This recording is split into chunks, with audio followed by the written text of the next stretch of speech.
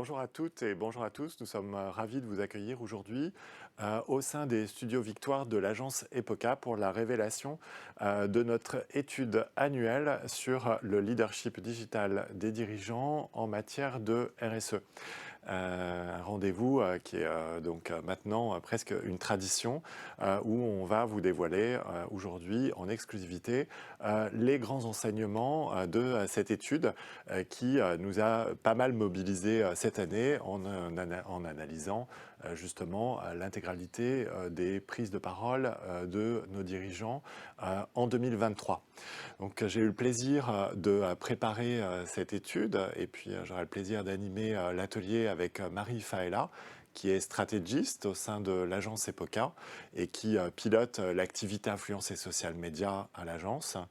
Et donc moi, Bonjour à tous, on est ravis d'être avec vous en physique et digital.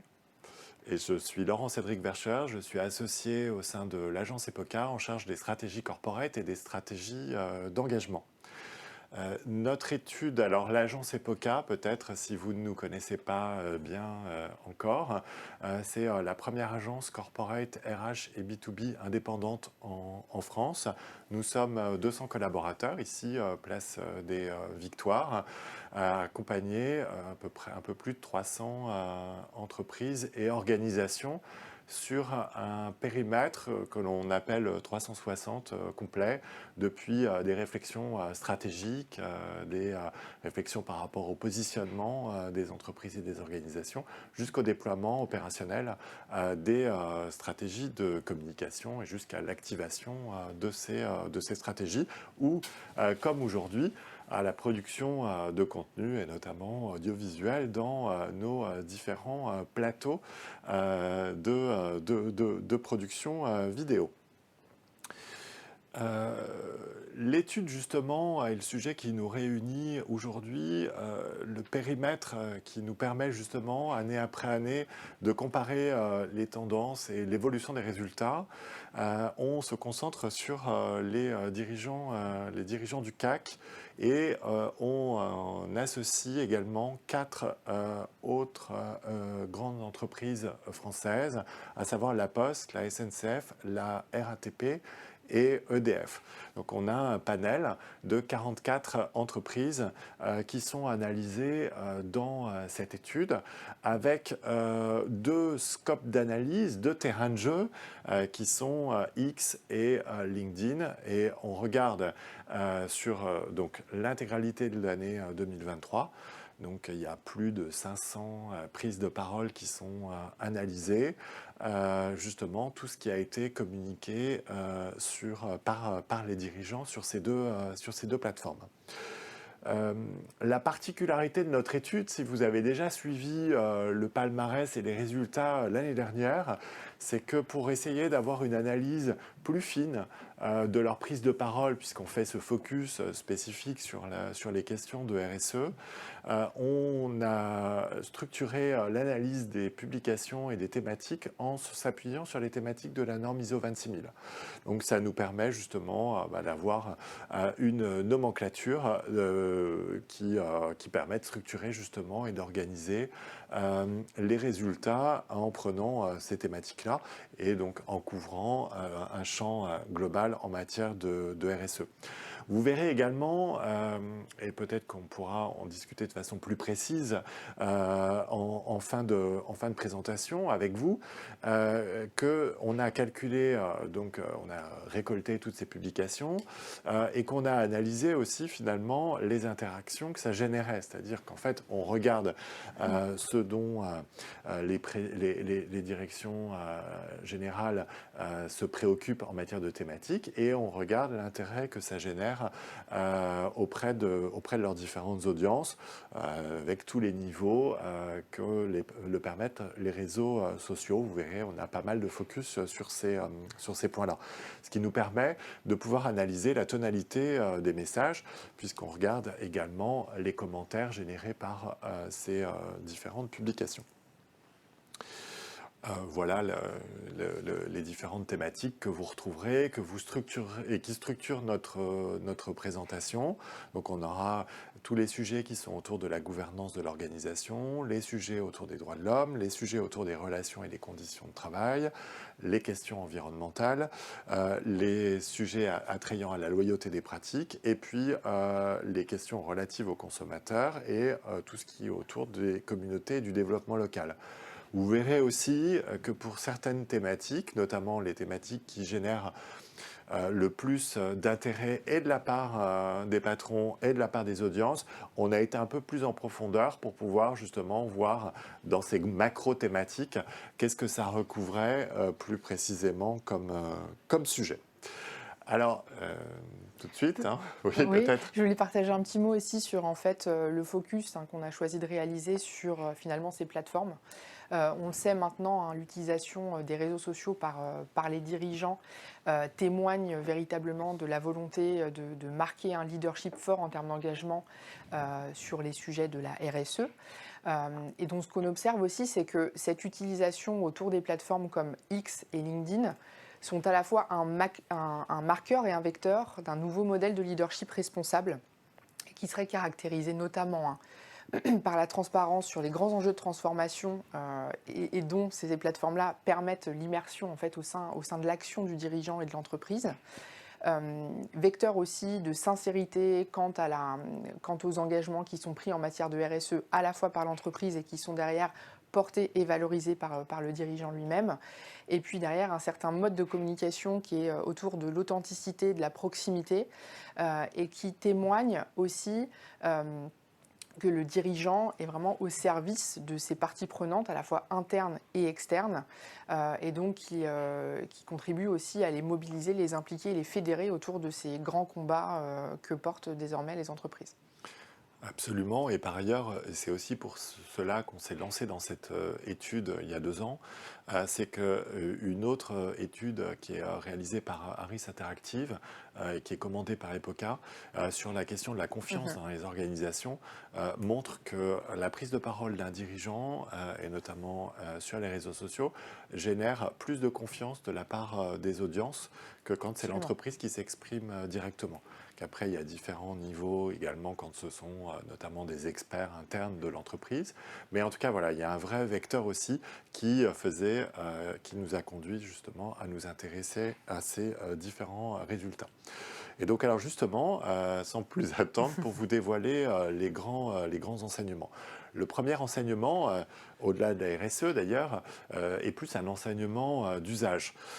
Et force est de constater que une grande progression dans l'usage des grands dirigeants des plateformes social médias, avec une grande prédominance de LinkedIn, qui gagne d'ailleurs par rapport à l'année dernière, mais qui devient vraiment la plateforme incontournable, avec un peu plus de 87% des dirigeants qui l'utilisent. Ça veut dire à peu près 43 sur 44 quasiment. Et intéressant de voir aussi que parmi ces dirigeants qui sont présents sur LinkedIn, un peu à 70% ont été vraiment actifs en 2023, et c'est ceux qu'on va retrouver d'ailleurs dans notre étude. Intéressant parce que on nous questionne beaucoup dans les stratégies aussi sur X et sur finalement l'usage de cette plateforme, de constater que l'usage est un peu différent, enfin en tout cas plus réduit, même s'il est malgré tout en progression de 4%. Ça nous a questionné avec Marie également, et on le verra, mais il y a des nouveaux entrants dans le classement, des nouvelles dirigeantes notamment d'ailleurs, qui sont de ferventes utilisatrices de X et qui participent à cette progression de la plateforme. Ce sera intéressant aussi, vous verrez, de constater que quand un dirigeant s'empare des deux plateformes, il développe possiblement une ligne éditoriale spécifique à LinkedIn et à X. Et on est sorti un peu finalement du copier-coller en termes de ligne éditoriale qu'on pouvait avoir par le passé. Alors, si on regarde justement, une fois qu'on a récolté toute cette matière, plus précisément la question de la RSE. On a constaté cette année que c'était une thématique dont les dirigeants s'emparassaient vraiment massivement en 2023. Là aussi, 91% des dirigeants prennent la parole sur les sujets de RSE sur LinkedIn. Et on gagne 10 points par rapport à l'année dernière. Donc c'est vraiment un sujet massif. Intéressant de voir en revanche que sur les dirigeants, sur le panel de nos dirigeants qui sont présents sur X et qui sont très actifs sur X, ils utilisent un peu moins cette plateforme pour s'exprimer sur sur la RSE et c'est même plutôt en train de se réduire par rapport à l'année dernière. LinkedIn, donc c'est vraiment le média qui est préempté par les dirigeants pour valoriser leurs engagements en matière de RSE. Et autant ils sont 91% à s'exprimer sur la RSE, quand on regarde le poids de la thématique RSE dans leur ligne éditoriale, c'est très important, puisque 41%, un peu plus de 40%, et là aussi en forte progression de 11 points par rapport à l'année dernière, c'est de la RSE. Voilà. Donc sur 100 publications réalisées dans l'année, 41 concernent des questions autour des engagements en matière de RSE. Donc une place vraiment extrêmement importante sur ces thématiques-là. Ça, c'était vraiment les enseignements généraux sur ce que les dirigeants produisent. Et évidemment, ce qui nous intéresse, c'est de voir qu'est-ce que ça suscite en termes d'intérêt auprès des différentes audiences.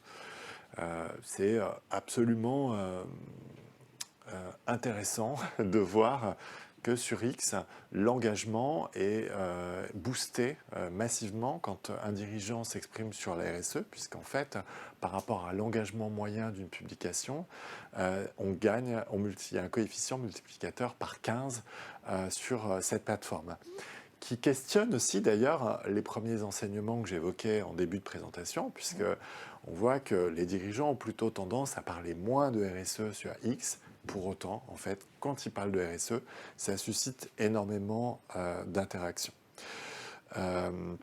Sur LinkedIn, les proportions sont différentes, mais néanmoins intéressantes, puisqu'en fait, un dirigeant arrive à doubler l'engagement de ses publications par rapport à ses autres thématiques quand il est sur la RSE. On parle bien sûr d'engagement moyen. Si vous recalculez après pour vos propres dirigeants, il faut regarder dans le détail, c'est sur la moyenne des différentes publications.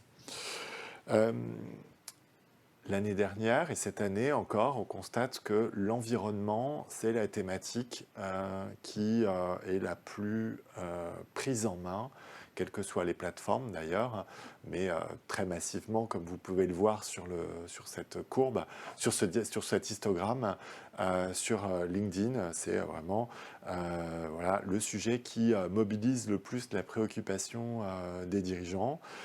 Voilà, 32% de leurs prises de parole sont autour de cette thématique-là et ça progresse énormément par rapport à l'année dernière également.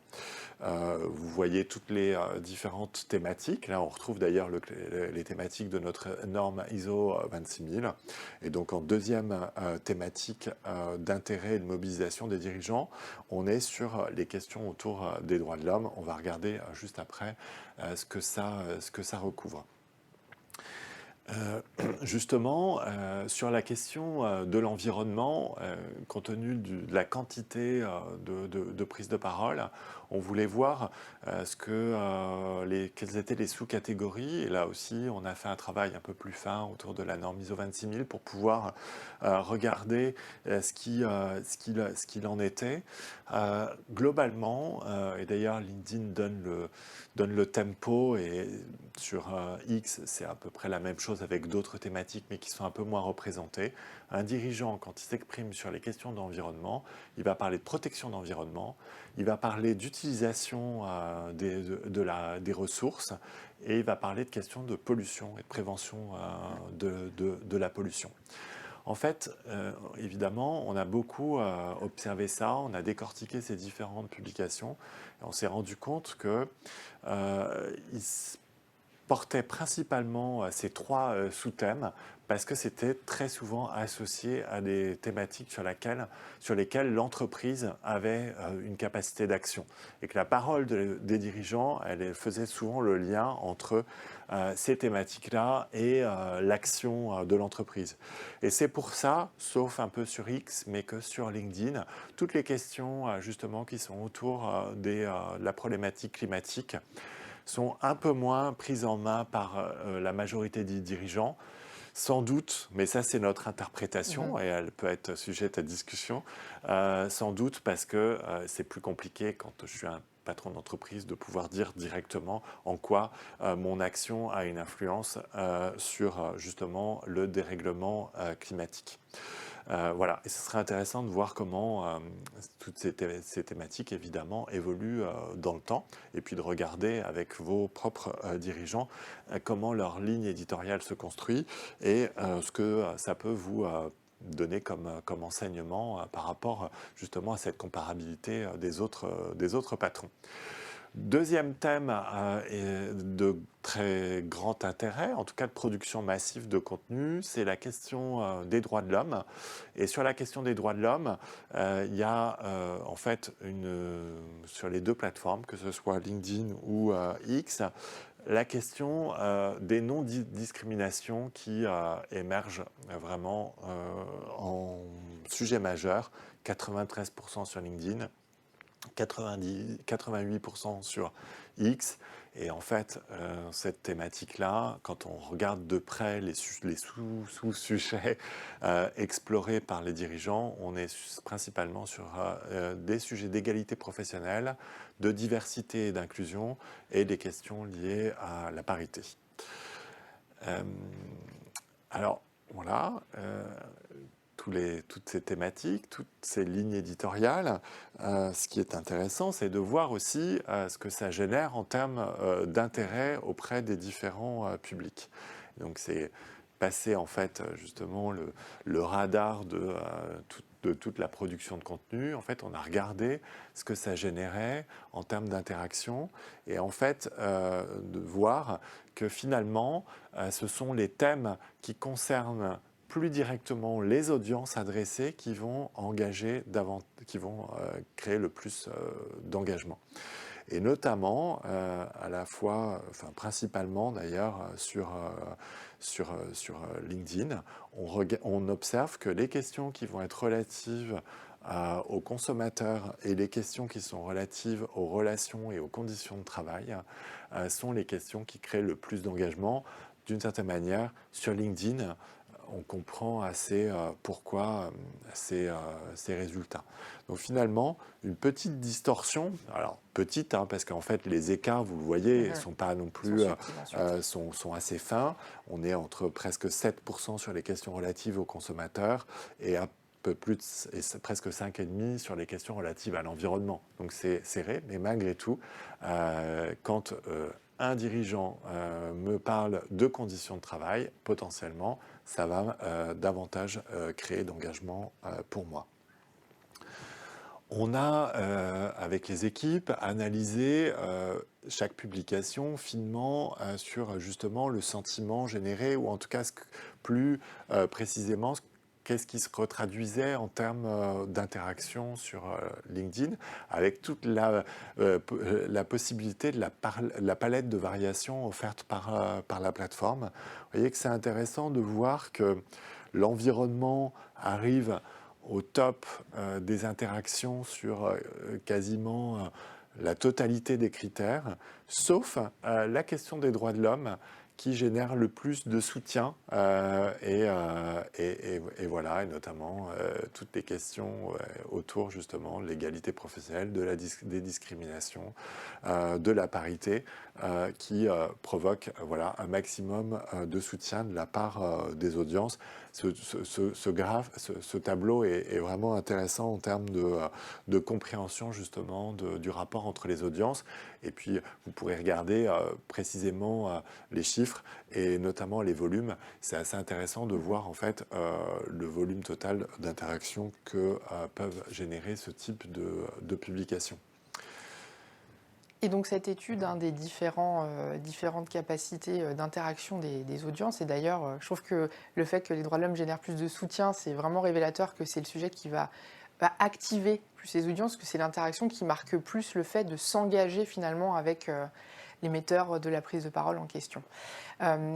Et donc, passé cela, hein, ça nous permet aussi de teinter le sentiment autour des différentes prises de parole. Et ce qu'on observe, hein, c'est assez, vous voyez, visible sur ce graphe, hein, c'est qu'on va avoir un dialogue qui va être beaucoup plus constructif et positif sur LinkedIn.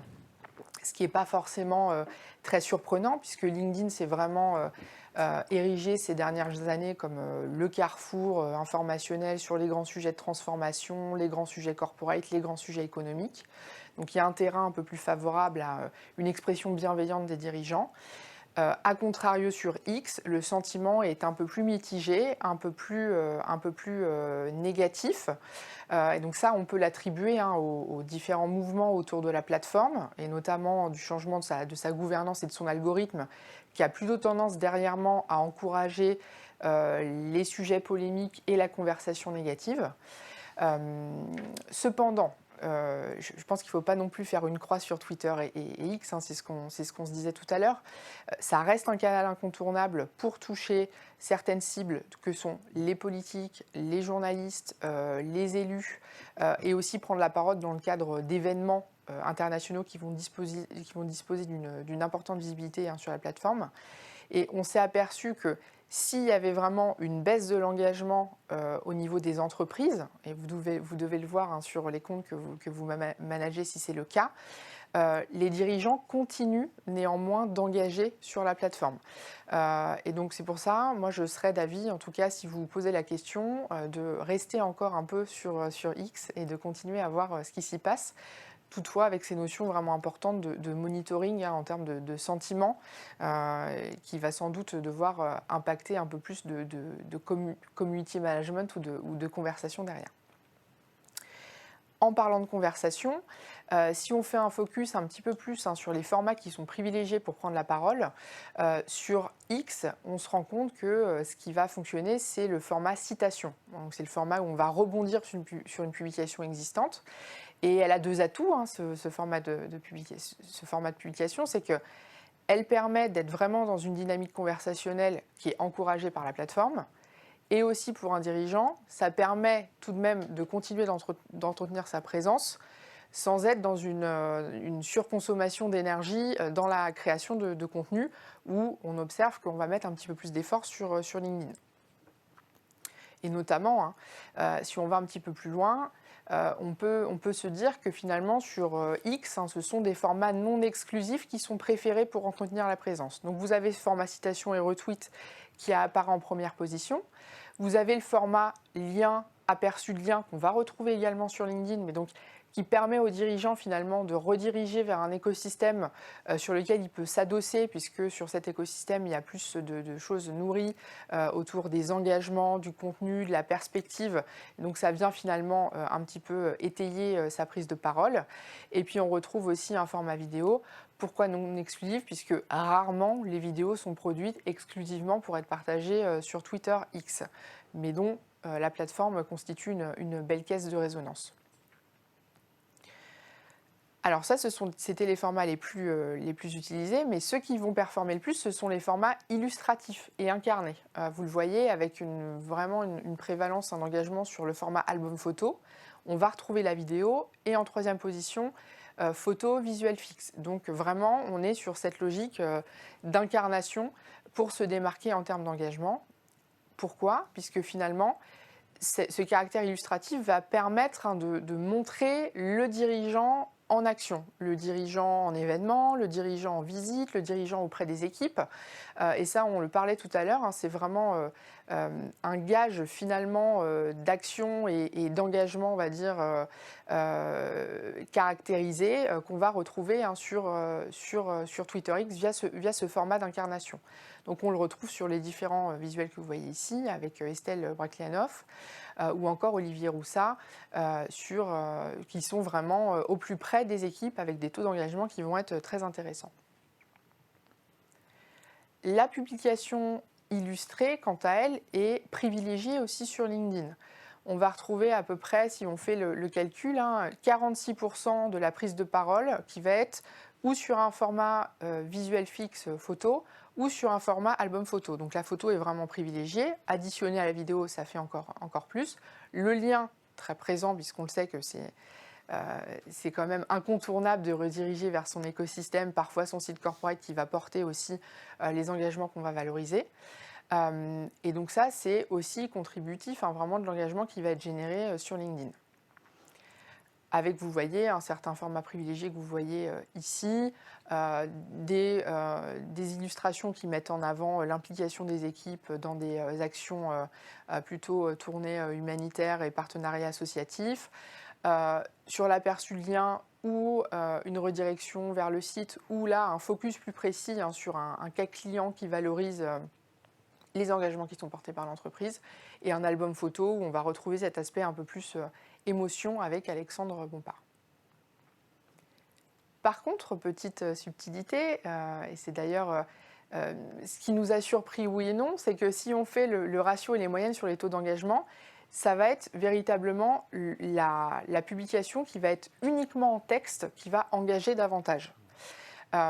Et on peut se dire que c'est surprenant parce qu'on nous a toujours dit que sur les plateformes, ce qui marchait, c'est l'illustration, c'est de montrer des belles photos. Alors oui, ça marche, hein, vous le voyez, ce sont les typologies de publications qui suivent.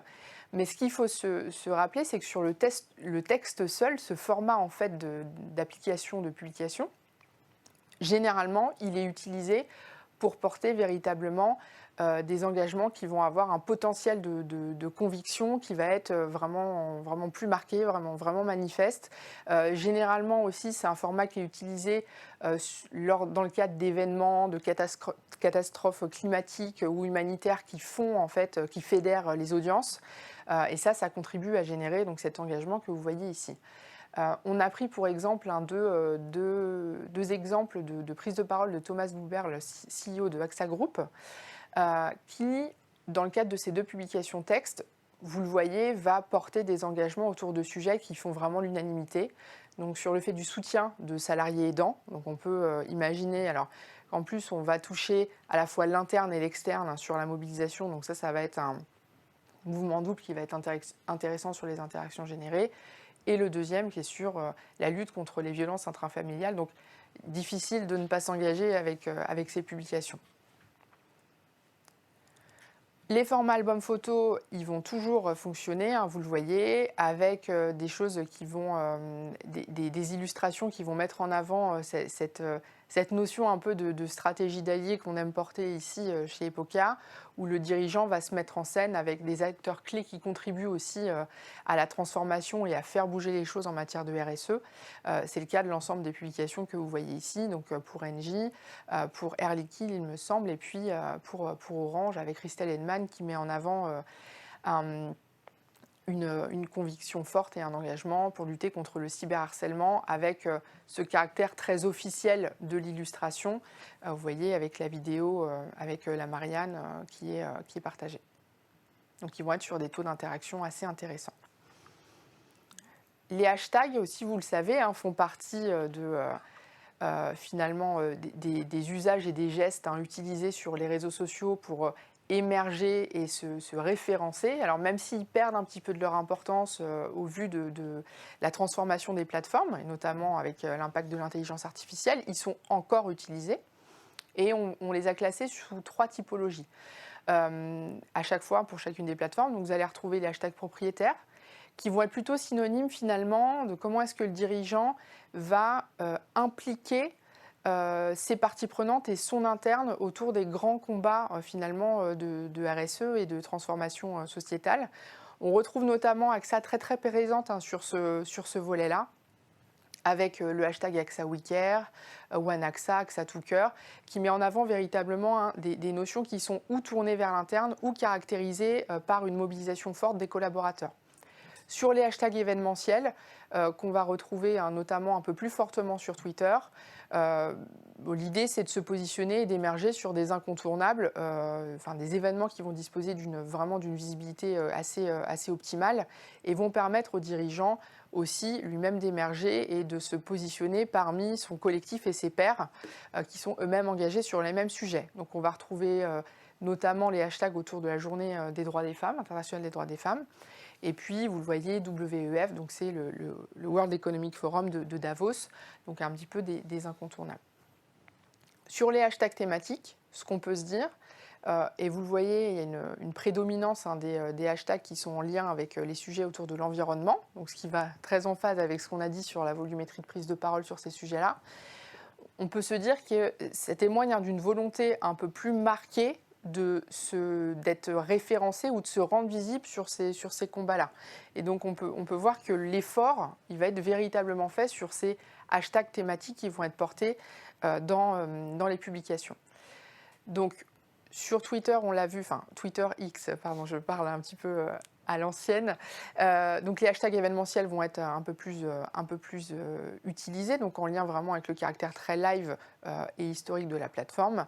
Et donc sur LinkedIn, on va davantage retrouver de hashtags thématiques, puisque sur LinkedIn, on va être davantage dans cette volonté d'exprimer une vision et de se positionner sur les combats. Et c'est pour ça qu'on va retrouver l'ensemble de ces dimensions autour notamment de l'environnement et de la décarbonation. Également, les hashtags propriétaires sont très présents, puisque LinkedIn, vous le savez, est à la fois très poreux sur les logiques d'engagement internes et externes, et les hashtags propriétaires servent aussi cette dimension. Si on fait un focus sur le podium des tweets les plus engageants, donc là vous avez toute catégorie, tout dirigeant, les tweets qui vont ressortir comme les plus engageants sur ceux qu'on a détectés en matière de prise de parole RSE.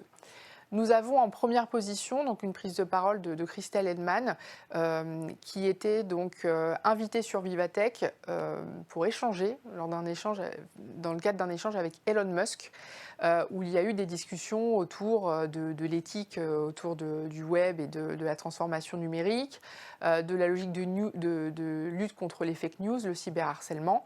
Donc tout ça très en phase bien sûr avec aussi le positionnement de l'entreprise. Et donc là, on peut voir que la stratégie d'alliés a très bien marché, puisque Elon Musk dispose lui-même d'un pouvoir d'influence qui est assez considérable, notamment sur Twitter, qui est sa plateforme. Et donc voilà, ce format conversationnel, en fait, il mixe la conversation et l'événementialisation, et donc ce qui fait que ça fonctionne très bien.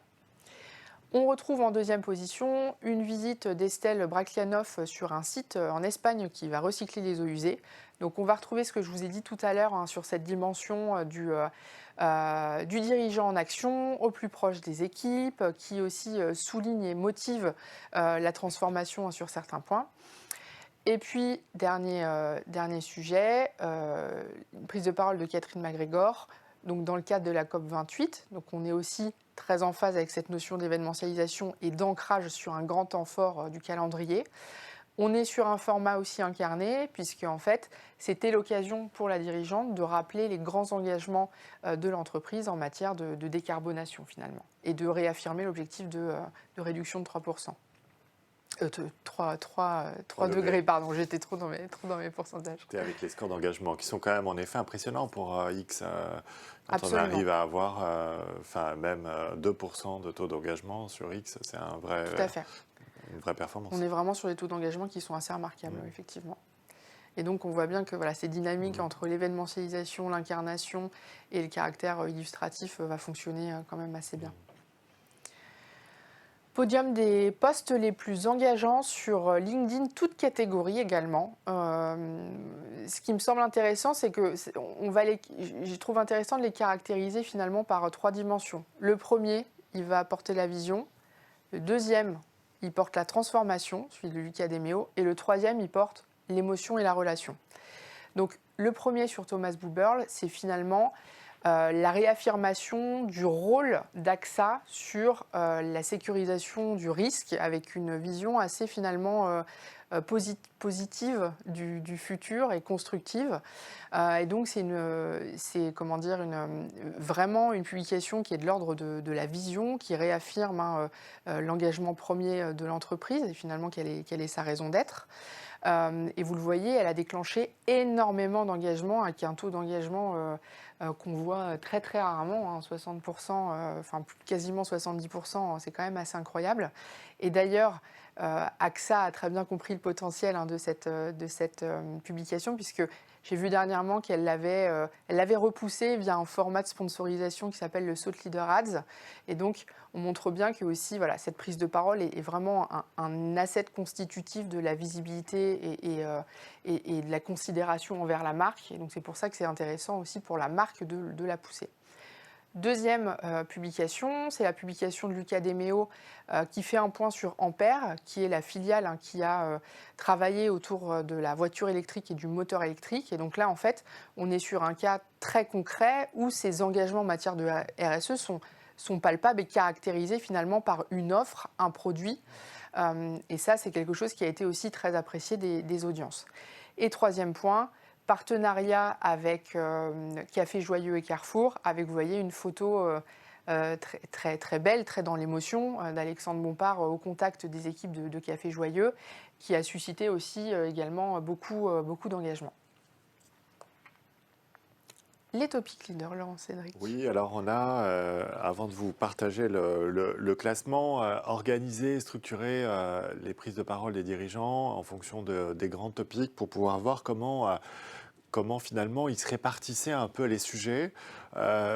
Force est de constater que on retrouve à peu près tout le temps les mêmes dirigeants dans ce podium des topic leaders autour de nos grandes thématiques. Ce qui veut dire quoi finalement? Ce qui veut dire que pour l'instant, et on en discutait juste avant d'ailleurs cet atelier, on observe qu'ils ont une prise de parole qui est plutôt relativement généraliste. C'est-à-dire qu'en fait, aujourd'hui, sur ce panel-là, on n'a pas de dirigeants qui portent un combat vraiment singulier, spécifique, en phase avec son entreprise. On voit qu'en fait, ils préemptent un peu tous les sujets, et c'est pour cette raison d'ailleurs qu'on retrouve à peu près tout le temps les mêmes personnes dans ces différentes catégories. Voilà, à part en effet pour Orange, Christelle Heidemann qui se positionne sur la question de la loyauté des pratiques, qui devient une approche un petit peu singulière parce que c'est à peu près la seule à être enfin c'est même la seule à être sur ces thématiques-là. Donc là, sans doute, quelque chose, un progrès, enfin, ou en tout cas une voie d'exploration à chercher à travailler pour les dirigeants, pour essayer peut-être de singulariser un peu plus leur prise de parole et mettre l'effort sur quelque chose qui va être encore plus peut-être pertinent par rapport à la trajectoire stratégique de l'entreprise. Il faut préciser aussi que tout ce ranking, c'est très serré, c'est dans un mouchoir de poche. Donc en fait, c'est aussi... mais enfin là, c'est sur la base du volume. Il n'y a pas du tout d'interprétation de notre part. Mais ils ont des scores qui sont quand même très très proches les uns des autres. Alors, sur notre classement de l'influence, vous verrez là aussi dans l'étude complète, comme l'évoquait Marie, on a un classement qui sera spécifique par plateforme, mais c'était l'innovation de cette année. On a voulu faire le classement de l'influence globale en faisant une méthode de calcul avec la pondération de tous les critères. Et qu'on vous dévoile d'ailleurs pour faire preuve de totale transparence, et puis qui peut là aussi être sujette à discussion. Ce qu'on a fait, c'est qu'on a attribué des coefficients, je vais aller assez vite là-dessus, un petit peu différents, alors les mêmes pour tout le monde, mais un peu différents en fonction de si on est sur le volume de la communauté, le volume des posts en matière de RSE et les taux d'engagement générés.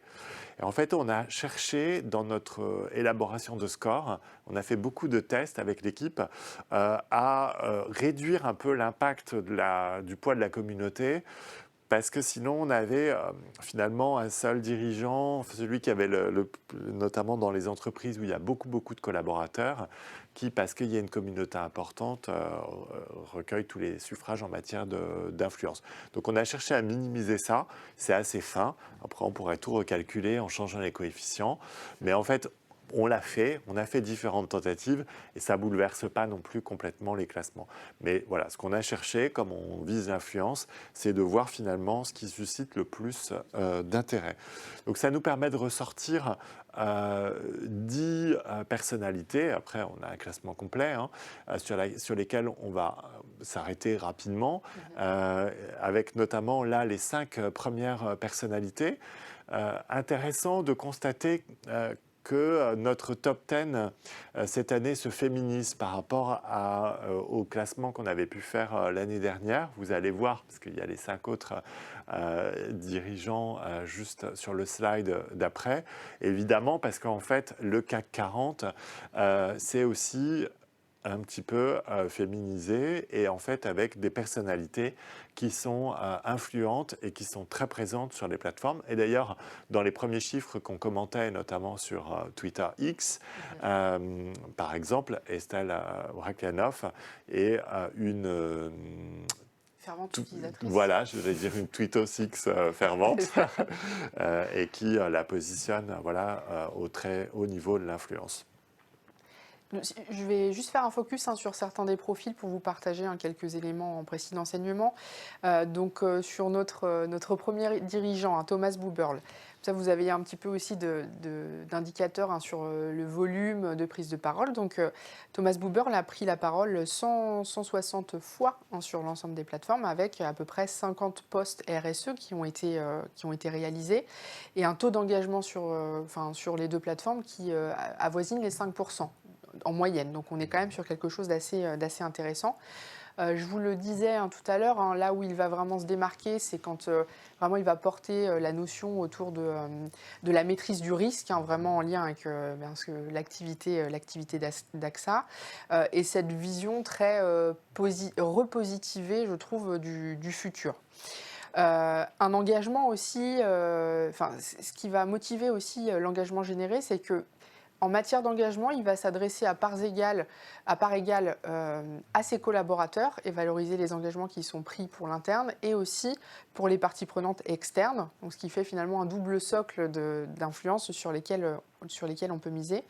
Là aussi où Thomas Buberl réussit, c'est sur finalement la diversité et la mixité de ses prises de parole, qui sont à la fois de l'ordre de la vision, on l'a vu tout à l'heure, de la conviction aussi avec les posts qu'on vous a partagés qui étaient en format texte seul, mais aussi il va être beaucoup dans l'illustration et la valorisation de son action avec des publications qui vont être très illustratives.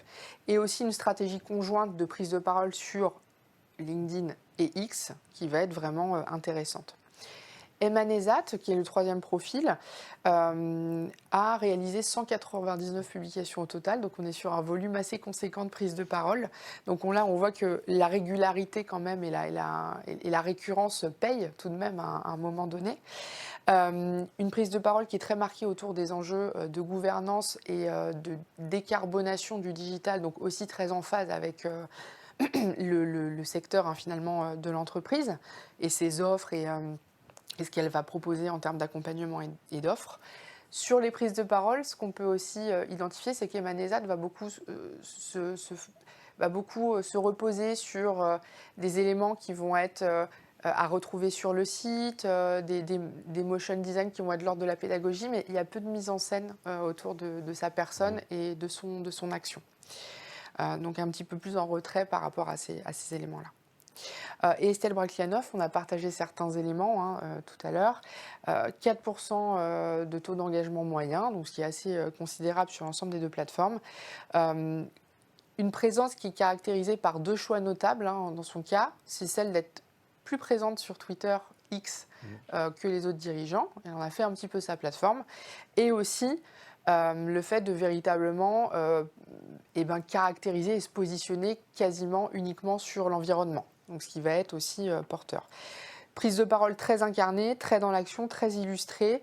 Donc ça met véritablement en action au service des engagements de l'entreprise. C'est ce qu'on peut dénoter. Et aussi